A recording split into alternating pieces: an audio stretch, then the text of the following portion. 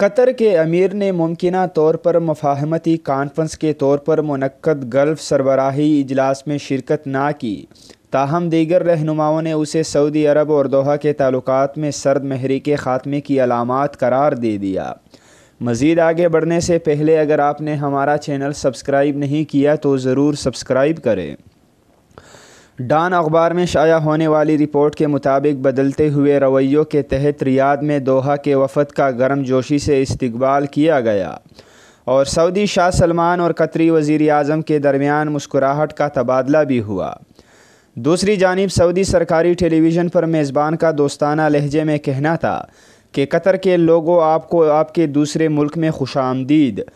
یاد رہے کہ جون 2017 میں سعودی عرب، متحدہ عرب امارات، بحرین اور مصر نے قطر سے تمام سفارتی اور آمد و رفت کے تعلقات منقطع کر لیے تھے، جسے قطر کا بلاک کوٹ قرار دیا گیا تھا۔ ان چاروں ممالک کی جانب سے قطر پر اخوان المسلمین سمیت اسلامی شدت پسندوں کی حمایت کرنے کا الزام عائد کیا گیا تھا اور سعودی عرب کے حریف ملک ایران کے ساتھ تعلقات منقطع کرنے کا مطالبہ کیا گیا تھا، تاہم قطر کی جانب سے ان الزامات کو مسترد کر دیا گیا۔ قطر کے امیر شیخ تمیم بن حماد الثانی نے وزیر اعظم عبداللہ بن ناصر بن خلیفہ کو اپنی جگہ خلیج تعاون کونسل کے سالانہ اجلاس میں شرکت کے لیے بھیجا۔